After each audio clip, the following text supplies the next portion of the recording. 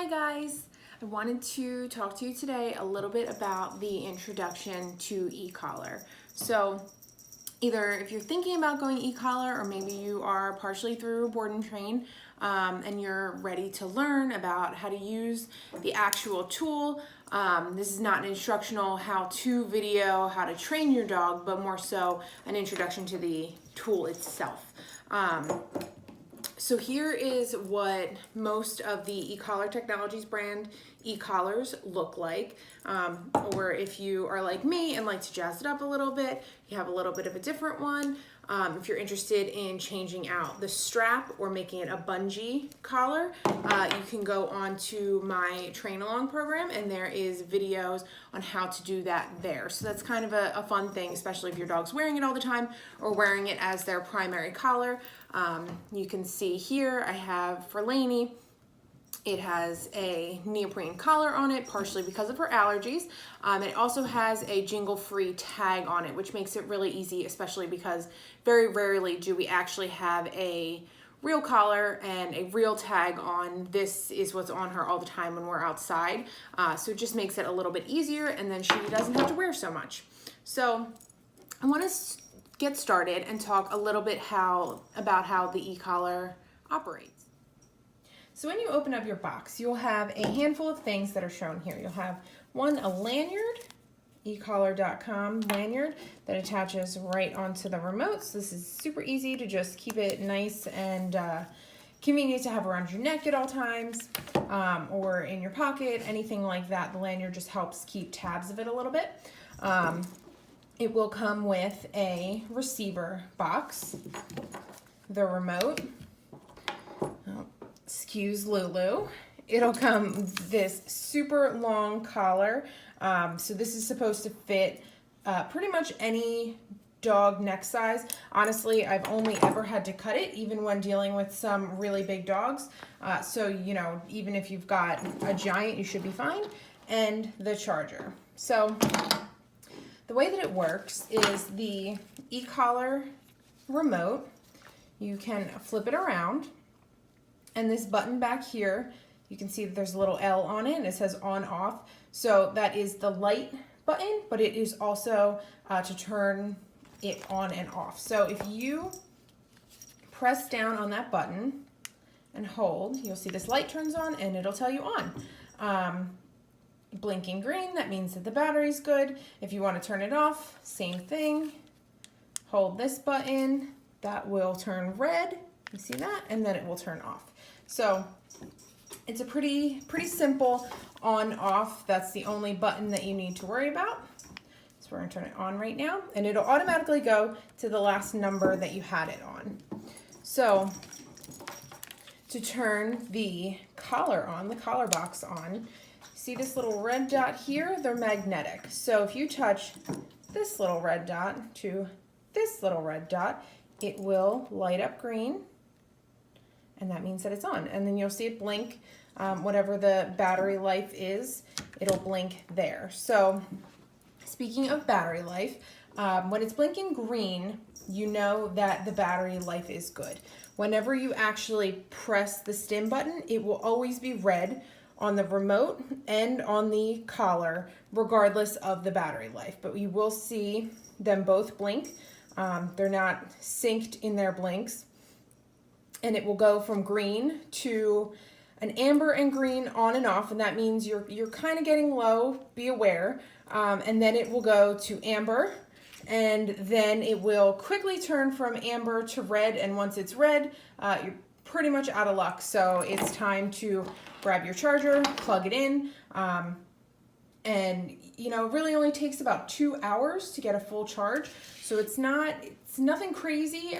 Even if, you know, you have a session coming up or you want to take the dog for a hike, if you plug it in for about a half an hour, you'll get 2-3 hours at least of a charge out of it. So it's pretty simple to do. Even if, you know, you pick up the collar and you're getting ready to go for a walk, you're like, oh man, it's, you know, it's blinking red on me.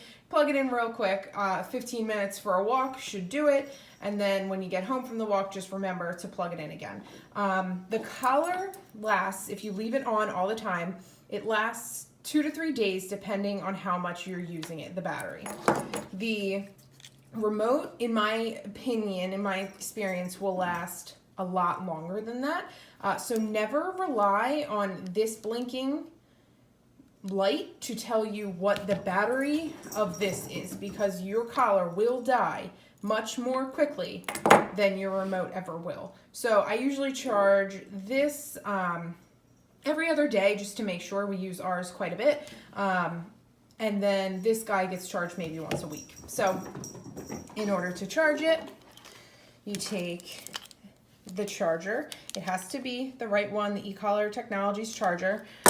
And on the back of the collar, you see there's a little rubber piece here. You pull that up, pop this in. It's easier than it just looked. And then same thing on the back of here. There's this rubber guy, and pop it in there. Plug the charger into the wall, and the battery lights will indicate what level they're on. Once they're green, unplug them. You're not supposed to keep them plugged in overnight. Just like I said, you know, the battery only needs about 2 hours to get a full charge out of it. So if you are leaving it plugged in overnight, similar to your cell phone, you're just going to end up draining the actual life of the battery, which, you know, we don't want to do. I would be lying to you if I said that I've never done it, or, you know, if I know that I'm going to need it in the morning and I'm going to bed right now and I haven't plugged it in as of yet. I have done it multiple times. I haven't seen any bad effects from it, but I'm sure that it's a compounding effect. So just don't get into the habit of doing it once in a while. I'm sure is not going to kill it, but the manual says do not leave it plugged in overnight. So that's the basics on how to turn on and off and to operate the collar and the charging points. So now I'm going to go into how to operate the remote. So the remote was made for your right hand. So this is one of the reasons why we always tell clients to walk the dog on the left, because if you're walking the dog on the right and you have the leash in your right hand, it's really hard to have the remote in your right hand or to put the remote in your left hand. You know, you kind of end up fumbling here. If you want to dial, it's a little messy. You can turn it backwards, but again, you know, reaching the dial is a little bit more complicated. So it was made for your right hand. So I typically recommend that my clients hold the remote like this. So you have one finger on your continuous button, which in the beginning stages of training, we're going to use the continuous button a lot. And then 2 fingers here to be able to dial. So the dial moves really quickly, as you can see. So my biggest little tip for clients is when you're getting used to it, so that you have the best reaction time possible and you can get used to the way it dials, is take the remote off of the dog. And, you know, when you're after work, when you're sitting on the couch, when, you know, your night is over, you're winding down, again, take the collar off of the dog and get used to pressing the button and dialing. So we want to dial here. Oh, we need to press here. We need to press here. Just get used to how quickly it moves, because it does move really fast. And sometimes when people touch it, they go to move 1 point and all of a sudden they moved 20.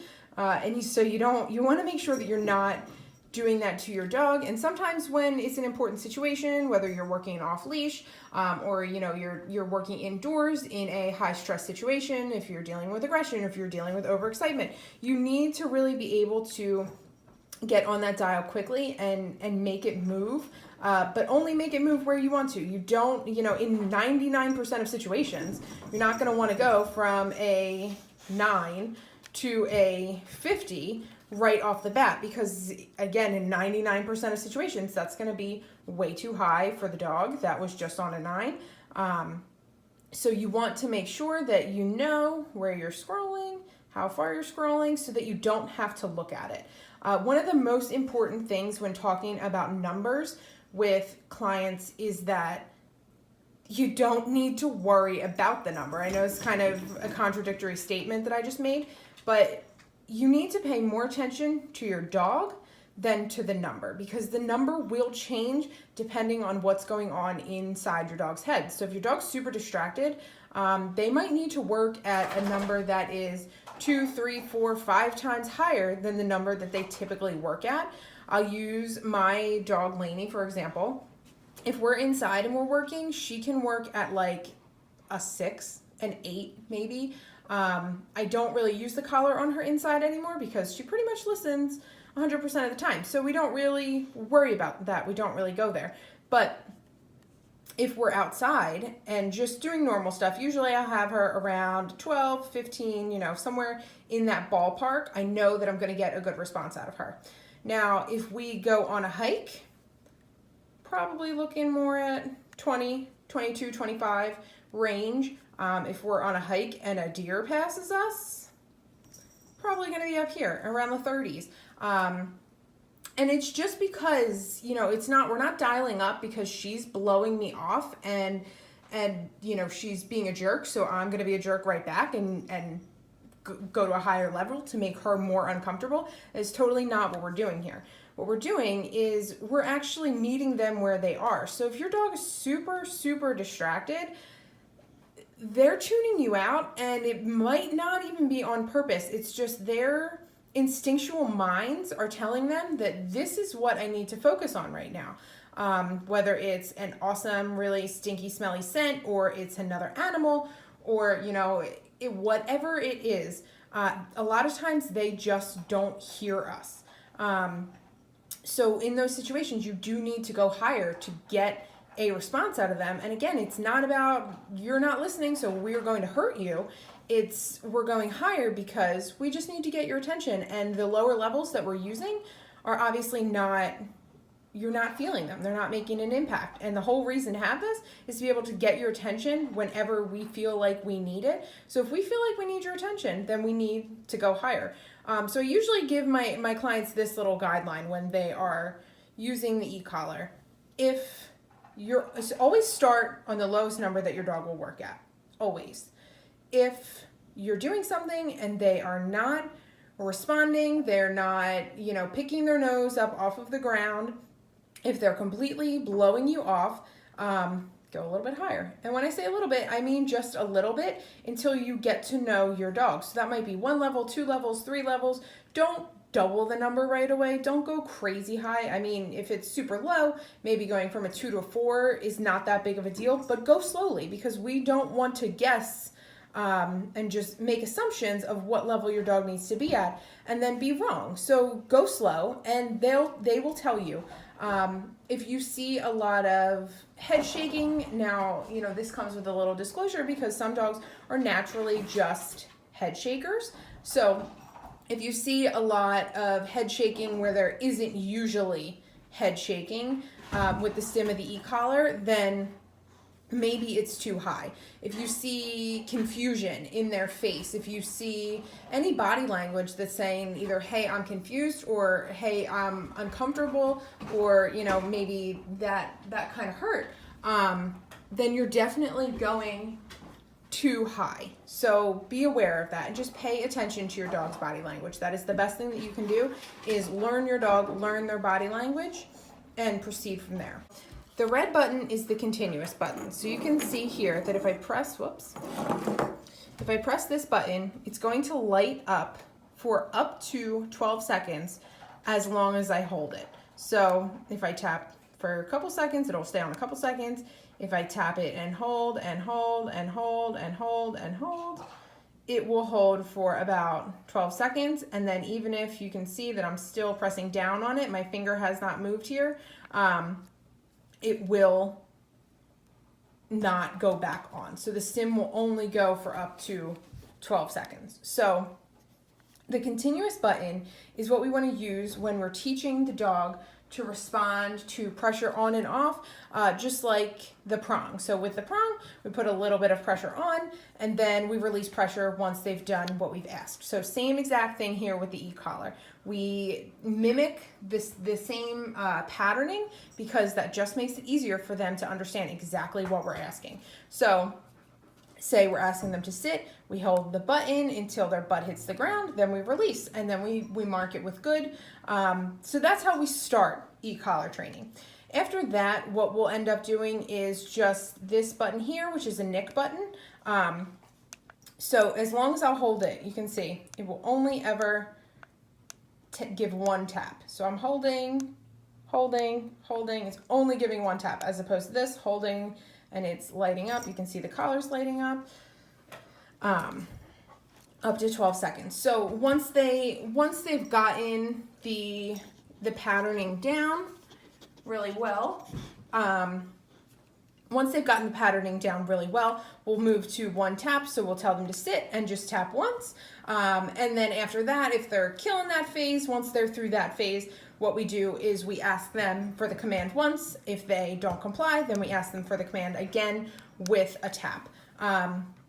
So those are the 3 stages. We, work a little bit through the continuous stage. So first we do hold continuous until they actually perform the full behavior. Then we hold continuous until they commit to the behavior. And again, these are really low levels that we're using. We are using it at the lowest level that a dog will respond to. So you'll see here that there's an M and a C on here. So what that means is that you have the option for momentary and continuous. If you do not have these options factory set on your remote, when you get your remote, then you need to play with this little button back here. So you can see, if I put it in the light a little bit, that it says M and C. So by pressing that button, it's going to change this from being all momentary, which means if I click this, it'll just be one tap. If I click this, it'll be one tap, but it's on boost. So the red in that situation becomes boost, which shoots it to a higher level. So it's about 5 points up. Yeah. So 5 points up every time. We don't suggest that. I mean, once your dog is through the whole continuous phase of training, then you can shoot over to it if you want. But, with all of my dogs, I do prefer to just keep it momentary. And this is the same thing. Continuous regular, continuous boosted. So with all my dogs, I do prefer to keep it on the M and C. I just find that it's a lot easier. It takes a lot of guesswork out of it. I always know what setting it's at. So that's really, really simple. And you'll see here that it's blinking 1D. So that means that there's one dog connected to this remote. So you will notice that you can make a 1-dog remote, which this one is right now. This is Lainey's. Lainey's pretty collar with her pretty flower, because everyone always thinks that she's a boy. So we girl her up a little bit. So you can see right now this is flashing 1D and it's on continuous mode. All I have to do is tap the other collar, and this will change from being 1 dog, and you can see that this is dog 2 and this is dog 1. So 1 dog is red, which I usually make the pink collar red because that makes a lot of sense. When I had the Mexicans in the house, the Mexican street dogs that I was fostering, they were always in the red collars, a little bit smaller, and Lainey's in this one. So you get used to which button you're pressing and which dog's lighting up. You cannot press both at the same time, but you can tap them on and off like that. So if you need both of their attention, don't try to click and hold because that won't work. But for most of you, I'm sure we're in a 1-dog situation. So another really cool feature with the e-collar, and it's one of my favorites, and I know it's kind of like something simple and silly to geek out on, but here we go anyway. So on the back, you'll notice that there's this light button. Again, it says L. If you click this L button, click it once, it'll do a flashing light for you. So this is great if you're outside walking, or if you have a lot of property and you maybe can't see the dog, whether it's nighttime or you're just in a lot of woods. So this will help you see the dog. Or you can press it again and it will hold a flashlight on. So I love using the flashlight, especially in the winter when it gets dark and it's cold. A lot of times I will just let the dog out instead of actually going outside with her. But I live on a corner property. It's not fenced in, so I want to make sure that I can always see where she is on the property, even though it might not be super obvious from my kitchen window that I hide in with my blanket on so that I don't have to go outside if it's not for a walk time. So the flashlight feature is a really cool feature for those reasons, for outside. And, you know, again, even if you're just taking the dog for a walk and you don't want to worry about cars not seeing you at night or people not seeing you at night. So it's a great little tool that some clients love and some clients never even touch, but it's one of my favorites. So again, just this little L button on the back, tap once and it'll blink, tap twice, or tap again, I should say, and it'll turn on prolonged flashlight, and then tap it again and it just turns off completely. So if you just want the prolonged flashlight, you can tap twice and it'll go on. That's the basics of how to operate the e-collar. There is one more feature that I don't typically recommend to clients, and that is if you hold this button down, it'll actually lock it, so that you see I'm twisting here, but we're not getting anywhere. It's not dialing. Excuse me, Lulu. So I don't like this because we really need to change the dog's numbers quite frequently. You know, with some dogs, maybe not as often as others, but you do need to change it, and you do need to be able to change it, and again, maybe without staring at them. So I don't like to use the lock button. The only time that I will use the lock button is if the remote is going in my purse or tossing it in the car, in a bag in the car, and the collar is on the dog, which does happen probably more often than you'd think. Okay, so I can lock it at 1. So I'm locking it at 1 here. You can see that I'm dialing and it's not changing. So because my dog can't feel the collar until we're at about a 6, maybe a little bit less, she's definitely not going to feel a 1. If you have a dog that works at a 1, or even a dog that works at a 2 or a 3, this is maybe not the best idea. You should probably just turn the whole thing off to begin with. You know, it's really not saving you that much time by locking and unlocking. Another feature that we didn't quite cover is the vibrate feature. So you can see that here. So the vibrate feature is a interesting thing because it will work on continuous, you see. So it gives like a pulsating continuous vibrate. But typically you just need 1 tap if you are going to use it. In my experience and in my professional opinion, the vibrate scares the bejesus out of most dogs. So don't use it because you think that you're being kinder on the dog without using stim. You saw how extreme, you heard how extreme that vibrate is, and you might even be able to see it a little bit here.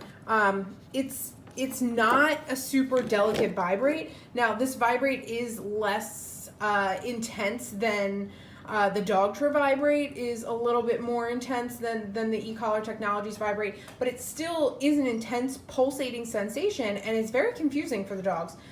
So most dogs are scared of it. So I do not recommend using the vibrate in 90% of situations. The only time that I will recommend using vibrate is if you're using vibrate instead of dialing up a ton. So, you know, again, I'll use Lainey for example. If we're outside, she's running around, she's going potty, she's doing her thing, and she's on a scent, and I cannot get her off of the scent, and I'm tapping, say we're at a 10 or a 12, and I'm tapping, dial up a little bit, tapping. Well, she's not responding. I could dial her up to a 35, to a 40 to get her attention, but instead, I just usually tap once and then she pops up and she's like, oh, a different world, on a different planet, you know, and so sucked into that scent that I didn't even realize that you were talking to me. So usually that catches her attention, but I don't usually use it a lot. I don't choose to use it a lot. The only time is in lieu of really seriously dialing up to get a quick response. So again, usually I use it when a dog is really stuck on a scent, really fixated on something. They don't learn as much from it, in my experience, as they learn from the stim. The stim is something that they can pattern. The stim is something they can understand. You know, in my experience with using it, the vibrate is just a startle. And that's pretty much all that it is, and that's all that, you know, we really use it for. So there's many less ranges in the Vibrate, and I have had dogs, you know, one specifically a few weeks ago that after training, the client decided that they wanted to go with a Vibrate instead of with the stim that he had been using. And what ended up happening is the dog got really, really turned off to the e-collar, even though he was doing great on it previously. He was afraid, and then every time they would go to use the e-collar, he would run directly in his crate and hide in the back. So that's the difference. He was killing it with the stim, working, you know, in a range of numbers, not super low numbers, not super high numbers, but he was doing fine and he was responding really, really great. And then they decided to go Vibrate, and we're now working on reconditioning him to the e-collar so that he's not as afraid and he's not as concerned when it's on and when stim is activated. So just a little word from the wise. You might not want to try the Vibrate unless it's a situation that you feel that you really need the Vibrate, or you really don't want to go up to a 45 on your dog that works at a 6, but you can't get his attention. So that's the only time that I would suggest using the Vibrate. Now, that is one opinion out of, I'm sure, many, many opinions. So if you want to do some more research on that, if you're, you know, looking at alternate suggestions, you know, you can be my guest and experiment. I'm just letting you know what works for us and what works for our clients and what we've seen in the past. So feel free to experiment, but please, the biggest thing when using the e-collar is to pay attention to your dog's body language. It doesn't matter what somebody else's dog does. It doesn't matter what the dog on the YouTube videos is doing. All that matters is the way that your dog is reacting. And if he's reacting in a way that makes either you uncomfortable or makes he's visibly uncomfortable, then there's probably something going on, and you should probably talk to a trainer and find out a way to alter that. The last thing we want is this device to be something that your dog is not comfortable with, because honestly, it is one of the best tools out there. It's probably the best tool that I've ever used, and it is my absolute favorite because it has so many applications. It has such a variety of uses, and you know, it works so well for so many dogs with their own laundry list of issues, or even an awesome dog that, hey, we want him to be off-leash reliable and we want to take him on an off-leash hike and we just don't want to worry about him running off after a squirrel or a deer or something else and never coming back. So there are a million different uses for it, and it is a really, really gentle tool when you use it properly. But the biggest thing is to pay attention to your dog, pay attention to their body language, and just take it from there. And please always consult with a trainer if you have any questions, anything that you're concerned about, instead of just continuing or completely discontinuing. Thanks everybody for watching our intro to the e-collar video. For more information and on how to actually implement the e-collar, stay tuned for upcoming videos. We're going to be sending a lot your way soon, so stay tuned. Sign up for our train along program. That's where most of the information is out there. And most importantly, have fun and reach out to us if you have any questions, any concerns, you know, anything that's going on, let us know, or any updates about how much your dog's killing it. We would love to see it. So please keep us posted, and happy training.